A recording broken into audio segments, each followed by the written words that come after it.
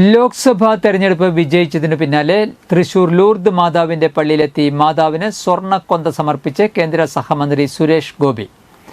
തൃശൂരിലെ മുരളി മന്ദിരത്തിലെത്തി കെ കരുണാകരന്റെ സ്മൃതി കുടീരത്തിൽ പുഷ്പാർച്ചന നടത്തിയ ശേഷമാണ് സുരേഷ് ഗോപി തൃശൂരിലെ ലൂർദ് പള്ളിയിലെത്തി സ്വർണ്ണക്കൊന്ത സമർപ്പിച്ചത്. തുടർന്ന് പൂമാലയും സമർപ്പിച്ചു. ഇതിനുശേഷം പള്ളിയിലെ താഴത്തെ നിലയിലുള്ള ഭൂഗർഭ ആരാധനാ കേന്ദ്രത്തിലേക്ക് പോയി.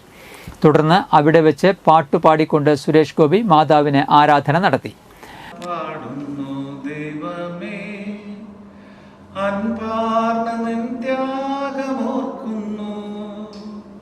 നന്ദിയാൽ പാടുന്നു ദൈവമേ, അൻപാർന്ന നിൻ ത്യാഗമോർക്കുന്നു.